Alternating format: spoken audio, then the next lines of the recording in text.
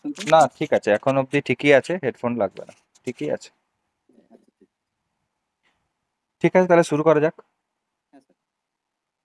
ওকে, introduce yourself. Sir আমার নাম সুদীপ বলে। আমি হুগলি জেলার বৈঁচি গ্রাম থেকে আসছি। আমি 2014 সালে ডিপ্লোমা পাস করি Hooghly institute of technology college থেকে, এবং 2018 সালে বিটেক করি modern institute of technology college থেকে। তারপর আমি কিছুদিন প্রিপারেশন করি। তারপর লকডাউনের জন্য স্যার ওই সময় চাকরি খোঁজা সম্ভব হয়নি। তারপর 2022 সালের সেপ্টেম্বর থেকে আমি একটি কনস্ট্রাকশন কোম্পানিতে জয়েন করি, এবং 2024-এর জানুয়ারি অবধি এই কাজটি আমি কন্টিনিউ করি। বর্তমানে আমি এখন কিছু কাজ করছি না, তবে পুজোর পর আবার জয়েন করব। আচ্ছা, তো এই যে মাঝের যেটুকু সময় তুমি জয়েন করেছিলে সেখানে কি কাজ দেখেছো, মানে কি type of role and responsibilities ছিল? স্যার মেনলি আমাদের যে কোম্পানিটা ছিল সেটা পাইলের ওপর কাজ করতো। ঠিক আছে, তো আমাকে বিশেষ করে পাইল ফাউন্ডেশনের কাজগুলো দেখতে হতো। মানে তুমি আহ, এক্সিকিউশনে site ছিলে, তাই engineer- তো? হ্যাঁ, এক্সিকিউটিভে ছিলাম, মানে সাইট ইঞ্জিনিয়ার হিসেবে ছিলাম। আচ্ছা, সাইট ইঞ্জিনিয়ার হিসেবে ছিলে, মানে এক্সিকিউশনটা দেখতে যে পাইল হচ্ছে পুরোটা। আর তাছাড়া হুম। তার তো কোয়ালিটি কন্ট্রোল তো ওদের হয় না, যেহেতু তুমি পাইলিং গ্রুপের কাছে ছিলে, সেহেতু কোয়ালিটি কন্ট্রোল তো তুমি কিছু একটা দেখতে বলে আমার মনে হয় না। আমাদের সেই কোম্পানিতে আরএমসি প্ল্যান্টও ছিল, ওখান থেকে কংক্রিট আসতো। তো ওখানে অন্য ইঞ্জিনিয়ার ছিল, আমি এমনি শুধু সাইটের কাজটা দেখতাম। বুঝতে পেরেছি, বুঝতে পেরেছি। আচ্ছা, যাই হোক, ঠিক আছে, তো তুমি যখন পাইলের কাজ দেখেছো মানে তো বেশ একটা ভালো। স্যার বলুন, লাস্ট ইন সিটু পাই। হ্যাঁ, ঠিক আছে, তো ওটা ভালো এরিয়া এক্সপ্লোর হবে, যাই হোক। তো হ্যাঁ স্যার। মানে তুমি যে পাইলের কাজ দেখেছো সেখানে কি ইউজ করা হতো, মানে ড্রিলিং মাড হিসেবে কি ইউজ করা হতো? স্যার বেন্টোনাইট ইউজ করা হয়। বেন্টোনাইট ইউজ করা হতো। আচ্ছা, বেন্টোনাইট কি টাইপের মেটেরিয়াল, কি টাইপ অফ ক্লে? এটা কি ক্লে বটে আদৌ? মানে এটা কি ক্লে? বলতে কি, হুম, ওটি একটু মল্ট মোরিলোনাইটের মিনারেলস থাকে, যার কারণে এই বেন্টোনাইট সয়েলটা এক্সপানশন এক্সপান্সিভ সয়েল, একটা এক্সপান্সিভ সয়েল। আচ্ছা, বেন্টোনাইট যখন তোমাদের ধরো আসতো আর কি সাইটে, তো সেখানে বেন্টোনাইটের তোমরা কি কি টেস্ট করতে? বেন্টোনাইটের স্যার ডেনসিটিটা টেস্ট করা হতো, স্পেসিফিক গ্র্যাভিটিটা টেস্ট করা হতো। ডেনসিটি টেস্ট করতে? কিভাবে ডেনসিটি টেস্ট করতে? স্যার বেন্টোনাইটের এমনি নর্মাল যে প্রসেস আছে ডেনসিটি টেস্ট করা। হ্যাঁ, তো সেটাই জানতে চাইছি আমি, বলো, বিস্তারিত বলো না। হ্যাঁ স্যার, বেন্টোনাইটের প্রথমে আমরা ওয়াটারের সাথে মিশিয়ে সেটা কিরকম ডেনসিটি আসছে সেটা চেক করা হতো। মানে হ্যাঁ, কতটা মেশাবো, প্রোডাক্টটা কিরকম কিভাবে আছে ডেনসিটি আসবে? কতদূর, হুম, কতটা ভারী ওয়াটারের তুলনায়, সেটাই ডেনসিটি, মানে ওয়েট বাই আর কি ভলিউম করে এটা বেরোতো। কিসে করতে এটা? কিসে কিসে করতে, করতে হয়? কি যে কিসে করতে, মানে এর ভলিউম কি করে মেজার করতে, ওর ভলিউম কি করে মেজার করতে? হ্যাঁ স্যার, ভলিউম মেজারিং যে ইনস্ট্রুমেন্ট গুলো আছে, ভলিউম তুমি মেজারিং যে প্রসেসটা আমাকে বলো না, প্রসেসটা আমাকে একটু বলো, শুনি না। স্যার, বেন্টোনাইটের প্রথমে আমরা ওয়াটারের সাথে মিক্সড করতাম। ঠিক আছে, কতটা আমি ওয়াটার নিতে? স্যার আমি নিজে হাতে করিনি, আমি যেটুকু জানি ওটাই বলছি। আমি নিজে হাতে কিন্তু করিনি কাজটা। হ্যাঁ, তোমাকে তো জানতে হবে, তুমি অ্যাজ এ সাইট ইঞ্জিনিয়ার কাজ করছো। তুমি ধরো, তুমি কোথাও একটা, ধরো তোমাকে এরকম কোন একটা জুনিয়র ইঞ্জিনিয়ার হিসেবে আমি জয়েন করিয়ে দিয়েছি।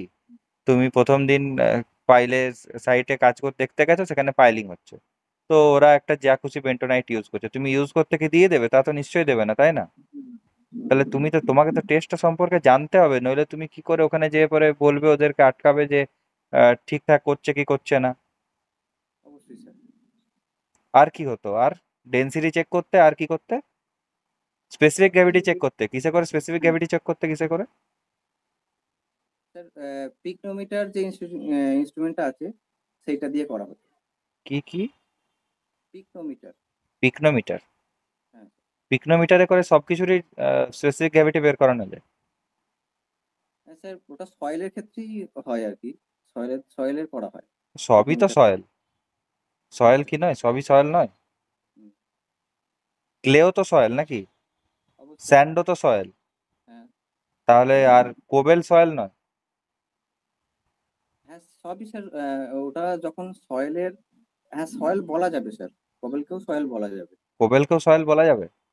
হ্যাঁ স্যার, কোবেল, বোল্ডার, সেগুলো সয়েলই, মানে ওয়ান কাইন্ড অফ সয়েল, সেটা যখন ডিসইন্টিগ্রেশন হবে তখন সেটা সয়েলই হবে তৈরি। আচ্ছা, এছাড়া আর এগুলো কি আমরা টেস্ট কোর করতে? সেগ্রিগেট হিসাবে ইউজ করবো, মানে কোর সেগ্রিগেট বলি আর কি। আচ্ছা, এছাড়া আর কি ইউজ করতে, মানে আর কি টেস্ট হতো, সরি? স্যার বেন্টোনাইটের আর কোনো টেস্ট হতো না। বেন্টোনাইটের আর কোনো টেস্ট হতো না? না। আচ্ছা, তোমরা তারপরে বেন্টোনাইট সাইটে নিয়ে এলে, দিয়ে জলে মিক্স করে দিলে, দিয়ে তারপরে আর কোনো টেস্ট করলে না, জাস্ট ফাইলিং হয়ে গেল? না স্যার, ড্রিলিং মাড হিসেবে আমরা ইউজ করবো আর কি, মানে বেন্টোনাইটটা আমাদের সাইটে আসতো, সেটাকে আমরা ভালোভাবে রাখা হতো সেটাকে সাইটের মধ্যেই। হুম হুম। তারপর যখন পাইলিং স্টার্ট হতো আমরা ড্রিলিং মাড হিসেবে বেন্টোনাইটটাকে ইউজ করতাম। হ্যাঁ, তখন আর কোনো টেস্ট করতে না, সেটাই আমি জানতে চাইছি। যখন ড্রিলিং মাড হিসাবে ইউজ করছো তখনও কোনো টেস্ট করতে ড্রিলিং না? মাড হিসেবে যখন ইউজ করা হতো সেই সময় আমাদের আর কি, মানে যখন আমরা আর কি আই অবজারভেশনই দেখতাম যে সেটার ডেনসিটিটা ঠিক আছে কিনা আর কি, মানে খুব যদি গাঢ় হয়ে যেত তাহলে আবার আমাদেরকে খুব চেক গাঢ়টা করতে হবে। বুঝতে কি করে? হ্যাঁ স্যার। এই যে খুব গাঢ় যেটা বললে, সেটা বুঝতে কি করে, মানে আয়ে বুঝতে কি করে? মানে আমরা হাতে নিয়ে দেখতাম আর কি, যে মানে ওয়াটার যে স্লারিটা আসতো নিচে থেকে, মাড স্লারিটা, তুমি সেটার সাথে মোটামুটি 1.5 বছর থেকে 2 বছর পাইলিং জায়গাতে কাজ করেছো, তোমার তো এগুলো তো পুরো কণ্ঠস্থ হওয়া উচিত। এই জায়গাগুলো ক্লিয়ার করতে হবে তো তোমাকে পুরো। তোমাকে তো পাইলিং, তুমি যখনই বলে পাইলিং থেকে কাজ করেছি, তোমাকে তো প্রথমেই পাইলিং থেকে ধরবে। অবশ্যই। পাইলিং একটা বিশাল এরিয়া, হিউজ এরিয়া পাইলিং। আচ্ছা, পাইল লোড টেস্ট করেছো, দেখেছো? লোড টেস্ট আমি স্যার দেখিনি, কিন্তু জানি বিষয়টা কিভাবে করতে হয়। আচ্ছা, ঠিক আছে, তো আমি লোড টেস্টে আসবো, তার আগে আমি আগে পাইলের কিছু কোশ্চেন আছে সেগুলো শেষ করি। হুম। আচ্ছা, পাইলে বেন্টোনাইটটা কিভাবে কাজ করছে, মানে পাইলটাকে, মানে ওখানে যে ড্রিলিং মাড হিসেবে আমি বেন্টোনাইটটা ইউজ করছি, সেখানে বেন্টোনাইটটা কিভাবে কাজ করছে? স্যার যে বেন্টোনাইট যে সয়েলটা আছে ওইটা, ওই যে পাইলের যে সাফট তৈরি হচ্ছে, পাইল সাফট যেটা, মানে বোর হোল যেটা, বোর হোলটাকে স্টেবিলাইজ করার কাজ করে, যেটা কিভাবে মাটিটাকে আর কি স্টেবিলাইজ করে, কিভাবে স্টেবিলাইজ করে? স্যার বেন্টোনাইট হচ্ছে এক প্রকার, বেন্টোনাইটের যে প্রপার্টিটা, বেন্টোনাইটের সাথে ওয়াটার মেশানোর ফলে ওটা যে প্রপার্টিটা শো করে সেটা থিক্সোটপি হিসাবে শো করে, থিক্সোটপি ফ্লুইড হিসাবে শো হয়। তো এর ফলে কি হয়, যখন তার যখন এমনি নর্মাল যখন তার উপর স্ট্রেস পড়ে না, সেটা একটা গাঢ় ফ্লুইড হিসাবে আর কি চারিদিকে একটা থিন লেয়ার তৈরি করে, কিন্তু যখনই তার উপর স্ট্রেস পড়ে সেটা আবার লিকুইড হয়ে যায়। এটা আর কি থিক্সোটপি প্রপার্টিটা শো করে স্যার বেন্টোনাইট। আচ্ছা, বেন্টোনাইট কোন সয়েলে সব থেকে বেটার, বেন্টোনাইট ইউজ করা কোন সয়েলে সব থেকে বেটার? বেন্টোনাইট স্যার কি আমরা টাইপ অফ সয়েলে? মানে ড্রিলিং মাড হিসাবে, হ্যাঁ। ড্রিলিং মাড হিসাবে স্যার আমরা সফট সয়েলে ইউজ করি আর কি। সফট? হ্যাঁ স্যার। সফট সয়েল বলতে? সফট সয়েল বলতে স্যার যে সমস্ত সয়েলে ক্লে প্রপার্টি, ক্লে বেশি থাকবে। ক্লে প্রপার্টি বেশি থাকলে পরে আমার, তো ক্লে প্রপার্টি থাকলে পরে তো নিজেই নিজেকে আটকে রাখার চেষ্টা করবে কোহেশন দিয়ে পরে, তাহলে সেখানে আবার বেন্টোনাইটকে ইউজ করে আলাদা করে তো দেওয়ার কি মানে দরকার থাকবে খুব? না, সেটা, হ্যাঁ সেটাও তো ঠিক স্যার, মানে স্যান্ডি সয়েলের ক্ষেত্রে আরো বেশি লাগে, সরি আমার ভুল হয়ে গেছে বলাটা। স্যার মানে তুমি স্যান্ডি, ব্যাপারগুলো সম্পর্কে যতটা জানো না, তাই তো? জানি স্যার স্যান্ডি সয়েলের জন্য বেশি আর কি লাগে। তো স্যান্ডি সয়েলে কিভাবে কাজ করবে, স্যান্ডি সয়েলে কি করে থিক্সোট্রপিক পজিশন তৈরি করবে? আমরা ওই ড্রিলিং মাড হিসাবে বেন্টোনাইটটা ইউজ করব। হ্যাঁ, তাতে তাতে ওই কিভাবে থিক্সোট্রপিক ব্যাপারটা কিভাবে হবে? মানে যখন আমরা মানে ড্রিলিং স্যান্ড মাড হিসাবে গুলোকে কি করবে ও, স্যান্ড গুলোকে? স্যান্ডের যে ছোট ছোট যে পোর্স গুলো আছে, ওই পোর্স গুলোর মধ্যে স্যান্ডের ওই, ভয়েড তো বড়, স্যান্ডের ভয়েড তো বড় হয়, ক্লের থেকে তো স্যান্ডের ভয়েড বড়। হ্যাঁ স্যার বড়, তাতেও আমার স্যার বাইরের দিকে একটা থিন লেয়ার তৈরি হয়ে যাবে। ঠিক আছে, ছাড়ো। আচ্ছা, আমরা যখন ওয়াশ করব, ওয়াশ করা দেখেছো, পাইল ওয়াশ করা দেখেছো? তো হুম। পাইল ওয়াশ করার সময় বেশি ডেনসিটি থাকে নাকি, মানে বেন্টোনাইটটার ডেনসিটি বেশি রাখা হয়, নাকি পাইল যখন মানে বোরিং করা হয় তখন ডেনসিটি বেশি রাখা হয়? পাইল যখন বোরিং করা হয় তখন ডেন্সিটি বেশি রাখা হয়। ওয়াশে কম রাখা হয়?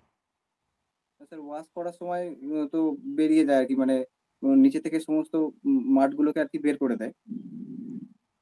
না না, এটা ঠিক হলো না মনে হচ্ছে, তুমি একটু ভেবে বলো।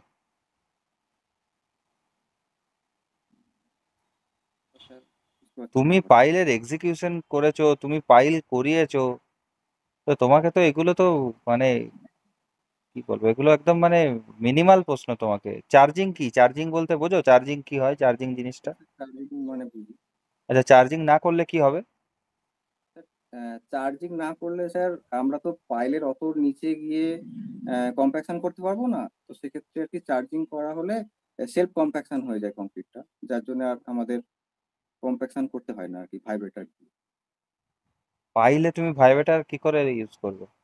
না স্যার, ইউজ করা যাবে না, ওই জন্যই আমাদের সেলফ কম্প্যাক্টিং কংক্রিট ইউজ করা হয়। পাইলে এসসিসি ইউজ করেছো? এসসিসি? হ্যাঁ, এসসিসির মানেই তো সেলফ, নাকি না কি বলে, এসসিসি তো বলে, self compacting self concrete. Compacting concrete, হ্যাঁ স্যার। তাহলে এসসিসি নয়? হুম। তুমি তো এসি এই নিজেই বলছো মুখে সেলফ হ্যাঁ স্যার, কম্প্যাক্টিং বলছি কংক্রিট শর্ট পাইলে ফর্মটা ইউজ ইউজ করেছো, করছি। দিয়ে বলছো এসসিসি কি জিজ্ঞেস করছো আমাকে? সরি স্যার, শর্ট ফর্মটা ইউজ করতে আমি বুঝতে পারিনি। তো পাইলে এসসিসি ইউজ করেছো তুমি বলছো, হ্যাঁ স্যার। তার জন্য চার্জিং করতে হয়েছে তোমাকে? হ্যাঁ স্যার, ওইটার কারণেই মানে আমরা নর্মাল চার্জিংটা করে কংক্রিট নিচ্ছি। করলে পরে সেখানে তোমাকে চার্জিং করতে হবে না? আরেকবার স্যার, আমি বুঝতে পারিনি কথাটা। বলছি এসসিসি ইউজ করেছো বলে তোমাকে চার্জিং করতে হয়েছে, আর নর্মাল কংক্রিট ইউজ করলে চার্জিং করতে হতো না? না স্যার, আমরা ওই নিচে মানে ওই চার্জিংটা করার ফলে কি হচ্ছে, ওই যে নিচের যে ড্রিলিং মাড গুলো আছে ওই মাড গুলো উপরে উঠে যাবে আর কি। মানে যেহেতু একসাথে যদি পড়ে, মানে যদি কিন্তু অল্প অল্প আমরা করে। তো আগেই ওয়াশ যখন করছি তখনই তো ড্রিলিং মাঠটাকে তুলে নিচ্ছি। হ্যাঁ স্যার, এবার হাওয়াটাও ওর সাথে বেরিয়ে আসবে আর কি। নিচে থেকে হাওয়া যেটা আসবে, হাওয়াটার জন্য আমার কংক্রিটটা খারাপ হয়ে যাবে, কংক্রিটটা পানি কম দেখা দেবে।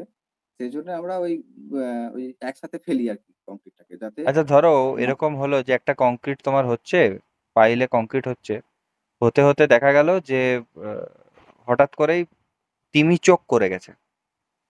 দেখেছো, কোনোদিন ফেস করেছো তিমি চোখ করে হ্যাঁ যাওয়া? হ্যাঁ হ্যাঁ, চিমি চোখ করে যায়। কেন তিমি চোখ করে আগে বলো দেখি। স্যার, চিমি চোখ বিভিন্ন কারণে হতে পারে। উম, যেমন স্যার, চিমি এমনি চিমির কংক্রিটের কংক্রিটের মধ্যে ওই মানে কংক্রিটটা আর কি যদি খুব মানে আহ, মানে কি বলবো, যদি যে এই কোর্স এগ্রিগেট গুলো আছে, ওই কোর্স এগ্রিগেট গুলো আর কি চোখ করিয়ে দেয় কংক্রিটটাকে, মানে চিমি পাইপটাকে। কোর্স এগ্রিগেট গুলো চোখ করে দেয় পাইপটাকে? হ্যাঁ স্যার। যাই হোক, দেখি তাহলে এসসিসি নিয়েই বলো দেখি, আর পাইলিং আর গেলাম না, পাইলিং নিয়ে অনেকক্ষণ ইয়ে হলো। আচ্ছা, এসসিসি তো তুমি কাজ করেছো বলছো, এসসিসি তে মানে কি রয়েছে, আলাদা কি রয়েছে, নর্মাল কংক্রিট থেকে আলাদা কি রয়েছে এসসিসি তে? এখানে কোর্স এগ্রিগেট গুলো অনেক হেভি ইউজ করা হয়। এসসিসি তে কোর্স এগ্রিগেট হেভি ইউজ করা হয়? হ্যাঁ স্যার, যাতে তার ওয়েটটা বেশি হয়। ওয়েটটা বেশি হলে ফ্লো করবে কি করে? ওয়েট ফ্লো করার জন্য আমরা তো স্যার স্লাম টেস্ট করবোই সেটা। না না, টেস্ট বলছি না, যদি কংক্রিটে কোর্স এগ্রিগেট বেশি হয়ে যায় তাহলে কি সেই কংক্রিটটা বেশি ফ্লো করতে পারবে?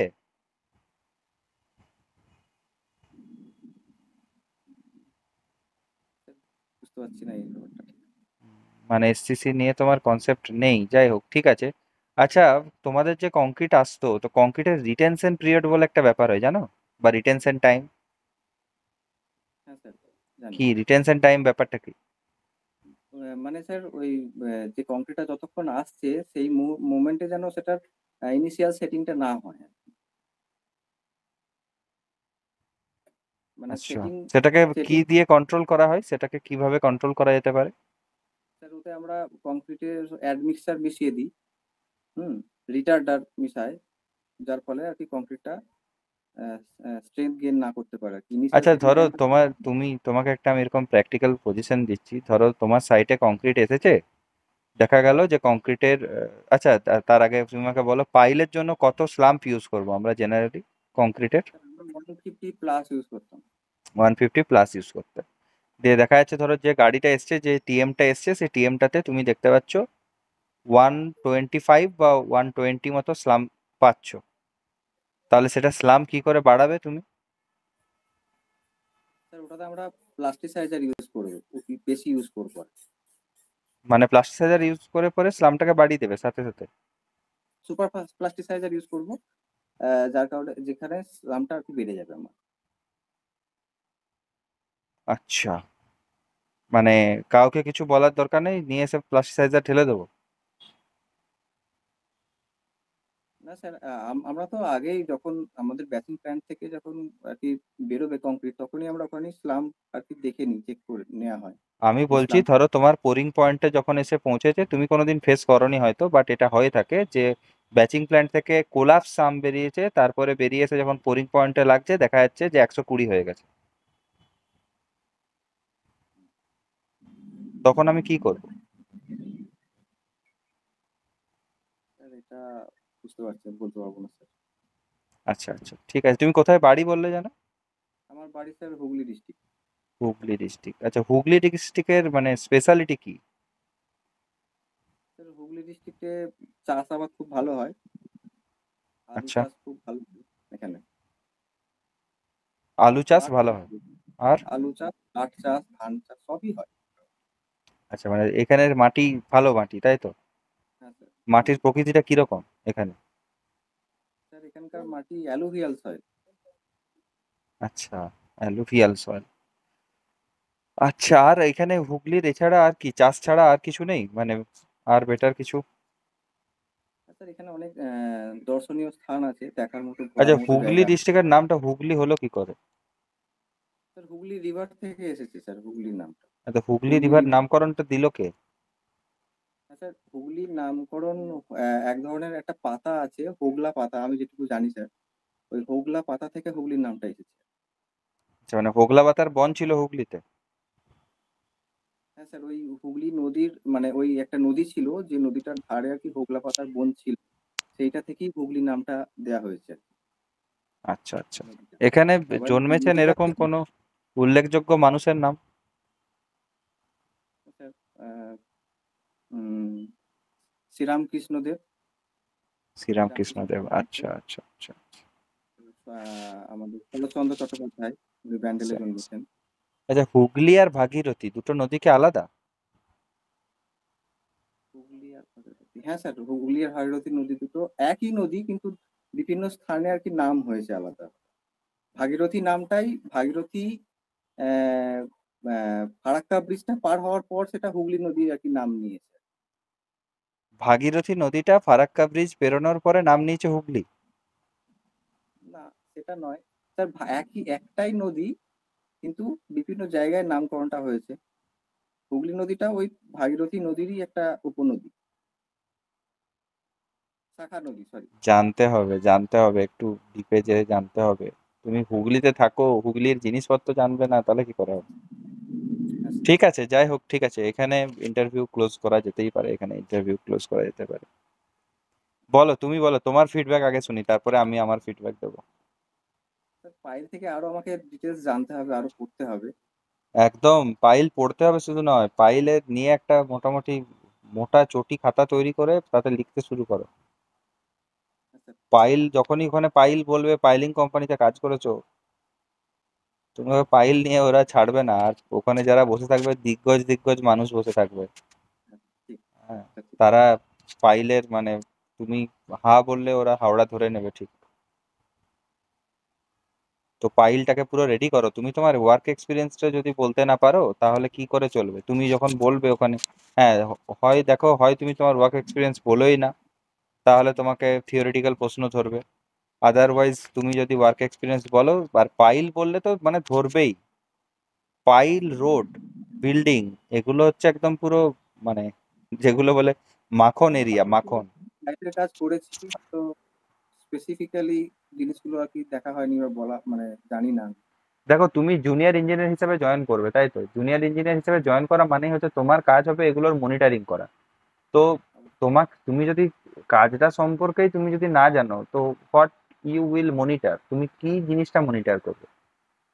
ওখানে তো তুমি অ্যাজ এ সাইট ইঞ্জিনিয়ার যাবে না, যখন তুমি জুনিয়র ইঞ্জিনিয়ার হিসেবে জয়েন করবে সেখানে তো তুমি যাবে অ্যাজ এ ক্লায়েন্ট না। হুম, তো ঠিক তোমাকে আগে জানতে হবে যে তোমাকে কন্ট্রাক্টর কোথায় মারবে।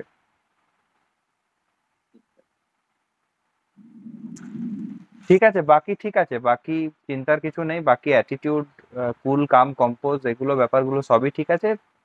তুমি তোমার প্র্যাকটিক্যাল জায়গাটা তৈরি করো, প্র্যাকটিক্যাল জায়গাটা না হলে মানে মুশকিল হয়ে যাবে, সত্যিকারের মুশকিল হয়ে যাবে প্র্যাকটিক্যাল জায়গাটা থেকে প্রশ্ন ধরলে পরে। আর নইলে দেখো এখন তো এখন ওই প্রিপারেশনের টাইম রয়েছে, হুম, যদি তোমার মনে হয় যে তুমি এই প্র্যাকটিক্যালের জায়গাটা বলবে না, হুম, তাহলে তৈরি করো, তাহলে থিওরিটিক্যাল তৈরি করো। কিন্তু মানে তুমি জড়িয়ে যেয়ে প্র্যাকটিক্যাল অ্যান্সার করতে পারছো না, এটা কিন্তু একটা হিউজ ফেস লস। করো, বেটারমেন্টের চেষ্টা করো, এখন তো কিছু হয়ে যায়নি, এখনো 2 মাস সময় রয়েছে। আর যা এখন টাইম। বুঝছি আহ, এখন পুজোর মানে ছট পুজোর পরে ছাড়া তো হ্যাঁ স্যার, ফার্দার কিছু এই হবে আস্তে আস্তে বলে মনে মোটামুটি হচ্ছে না। তো মোটামুটি 1.5 মাস তো সময় পাবেই। তো প্রিপারেশন নেওয়ার জায়গা প্রচুর, ধীরে ধীরে নাও, প্রিপারেশন নাও, তারপরে ধীরে ধীরে আস্তে আস্তে ঠিক হবে। ঠিক আছে, ওকে।